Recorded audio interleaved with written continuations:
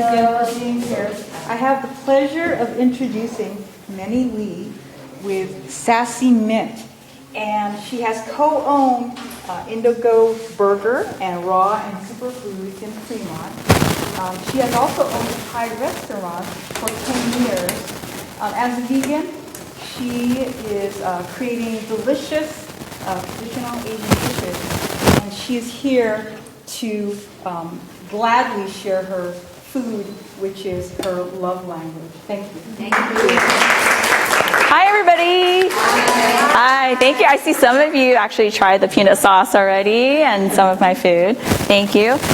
Like she said, food is my love language, and that's actually the reason why I became vegan, was because I was a meat eater for over 35 years, and I met my partner who was completely 100% plant-based, and because I loved him, I wanted to share and cook for him, and that's how I came to here. Yeah, and I've been vegan for about 4 years now. Yeah, so today I'm going to be introducing a very popular traditional Thai sauce, but I veganized it in my own way. And yeah, so let's see. I am going to... So I'm going to pretend it's a very straightforward sauce. You may want to take a photo of the recipe if you like. The process that I start with is avocado oil. I'm going to pretend this is warm already.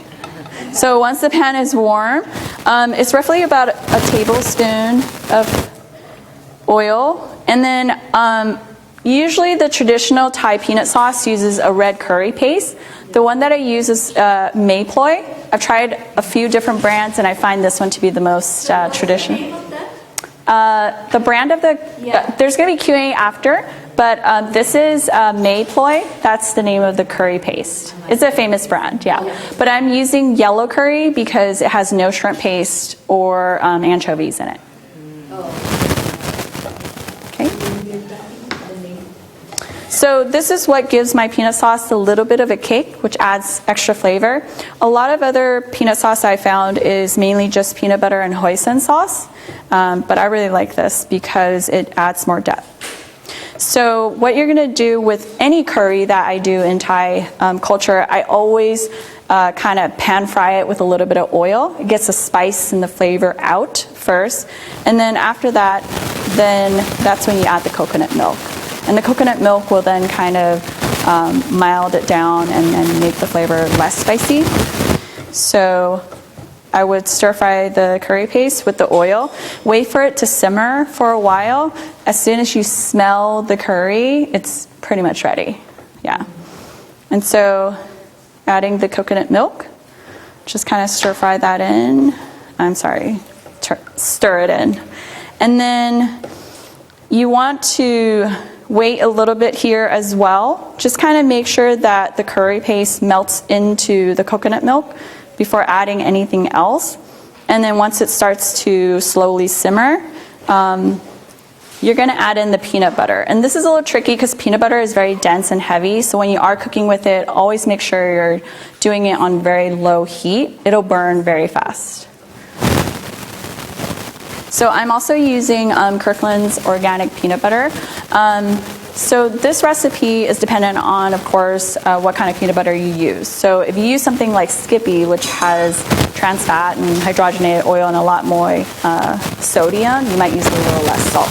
If you use something like Santa Cruz, they have just peanuts, right? So you might have to add a little bit more salt for flavor. So the recipe definitely can be adjusted. I'm going to add the peanut butter.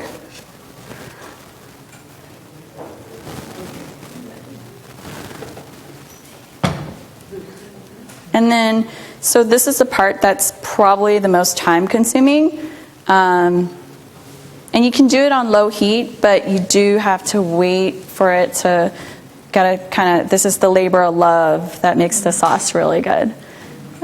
Stirring it in and then wait for it to kind of slowly boil. And you know that it's boiling when you see a little bit of oil popping up on the top. And once it kind of slowly boils, and that's when all the flavors have merged. And then that's when you can add the water, and I'm going to do that, pretending this is boiling.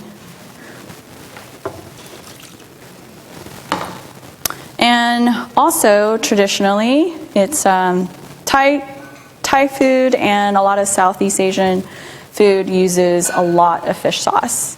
And so that was probably the hardest thing for me, converting, because I come from a family of Vietnamese food, lots and lots of Vietnamese food, based just solely on fish sauce. So Thai food is also a lot of fish sauce. So I tested and tried out many, many different brands. I even tried to make my own vegan fish sauce. Didn't really work out.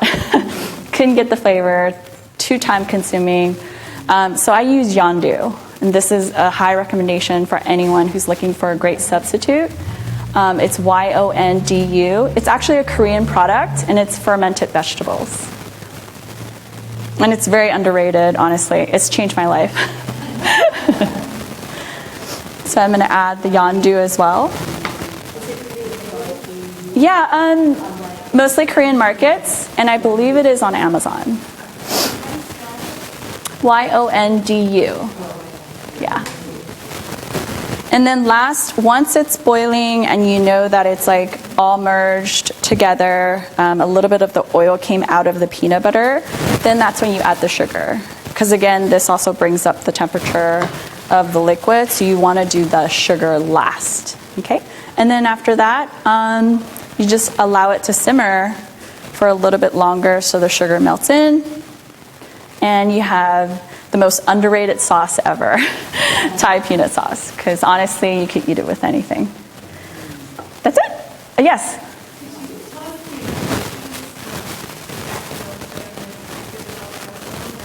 Oh, sure. Yeah. So sorry about that. Yeah, sure. So curry paste is 2 words, MEPLOY. And it may be easier for you if you like to take a photo of the recipe. Right here.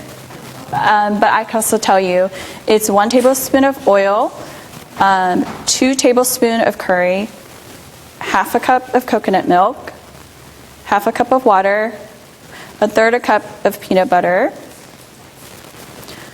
2 teaspoons of the vegan fish sauce, 4 tablespoons of cane sugar, and 1/2 teaspoon of sesame oil, which is really optional. Yeah. And then a pinch of salt, which I added with the sugar. So, what ways you would use it? Sorry? What ways would you use this on what recipe? So most traditionally is used with fresh rolls, the rice paper rolls. Yeah. But there's also like just stir fry spinach. That's a traditional Thai dish, and then just steamed vegetables. My friend eats it with stir fry tofu. So lots of different ways to add flavor to your food.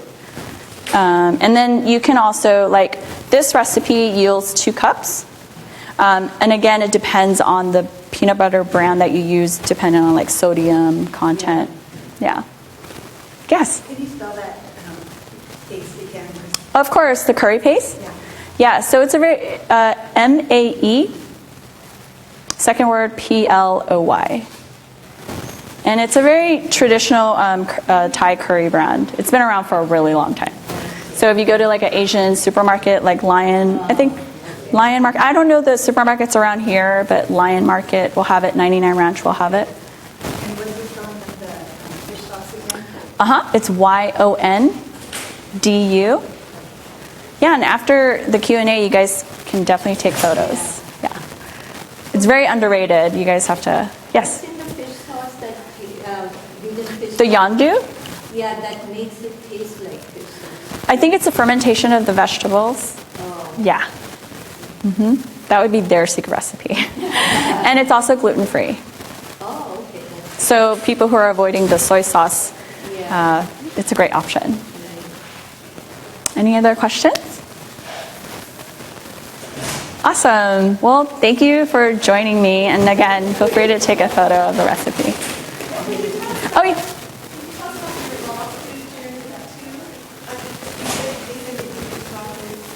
Oh, I owned a cafe named Raw and Superfoods down in Fremont. I did that for about 2 years. Yeah. Yeah. Yeah. Oh, cool. Yeah. Have you guys been to Indigo? Indigo Burger? That's in Newark. So, yeah. Okay, yeah. I used to, yes. Yeah. But it's your business or? It was, yes.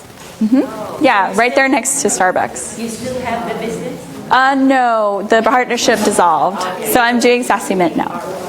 Yes. So here's a little sample of the peanut sauce with paratha, which is like roti. Yes. Sorry? I did before. It was called Indigo Burger, and it was a whole different concept. And this is where my heart is, veganizing my old comfort foods, mostly in Southeast Asian culture. So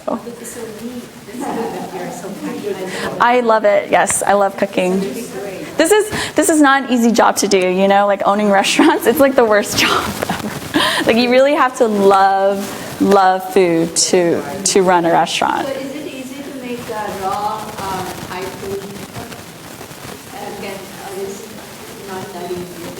Any dishes, raw dishes? Well, there's plenty of Thai salads that I would consider raw, but I didn't practice like specifically raw Thai food. I see. Yeah, but I did own a Thai restaurant for 10 years prior to being vegan. So, yeah, steps to here. Any other questions? I'm interested in knowing if you have place to sell that salad. You want to get more of the salad? Is the cracker gluten free? No, I don't believe so. I'm sorry, yeah. Please follow me. I may be doing more pop-ups. I'm sorry, I saw his hand back there. Nutritional information? Like exact content of fat or so. Yeah, sorry about that. And it depends on the peanut butter mainly. Yeah, for sure. Awesome. I think they're bringing more samples, so.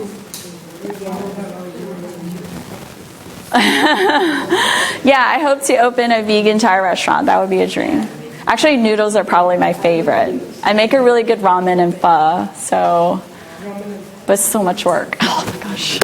This labor of love for food that we have to have, right? Thank you, that sauce, right? Yeah. Awesome. You're not in any food business right now? I'm just doing this right now. I'm taking a break. So yeah, it's been tough for restaurants. It still is. Yeah. Since you are regular in restaurant and you went with the raw, would you say the raw was a lot more in like labor intensive because the food has to be fresh? So the name of the cafe is Raw and Superfoods, but it was a brick and mortar. No, it wasn't just raw food. Yeah, it started with just smoothies, and then it turned into like acai bowls, and then burgers and avocado toast. So it just continued to pivot and adapt, and adding adaptogen lattes. We did that too. So.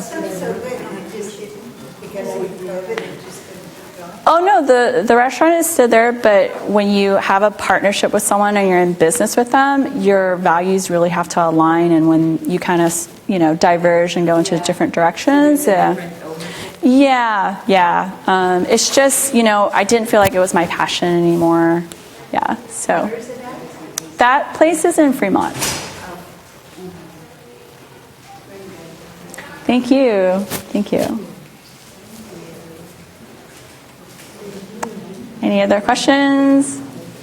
Yes.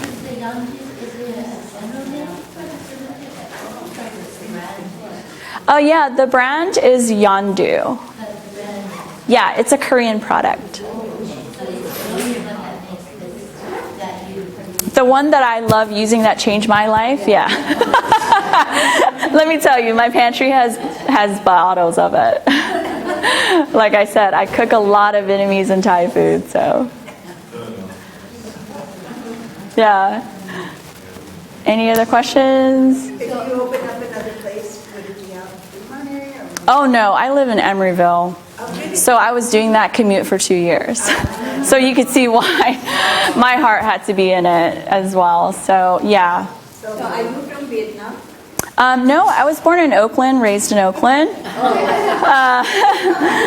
But my parent, I am ethnically Chinese, Vietnamese, and Burmese. Oh, wow. But my ex-husband was Thai, and we owned a couple of restaurants together. So, yeah. Good combination. I'm sorry? That's a good combination. I know, it is.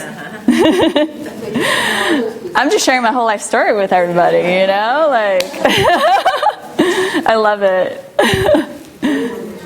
This is my first time doing a demo too, by the way. How am I doing? All right, awesome. Thank you. Okay, yes. Just thank you for the spring rolls earlier. They were delicious. Thank you so much. I know, I really didn't think I would sell out of them, but I did, so that was awesome. Yeah. I like your love story. Thank you. You know, with How you turned vegan. That's yeah, well, I think it's very common for a lot of immigrant children, because that's how our parents spoke to us. Is just, hey, after school, here you go. Let me feed you. Are you hungry? It's never, I love you. Yeah. So that's how I learned to love. Yeah.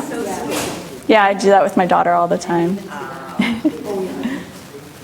Any other questions? All right. I'm out of here. Thank you guys. Thank you so much. Thank you.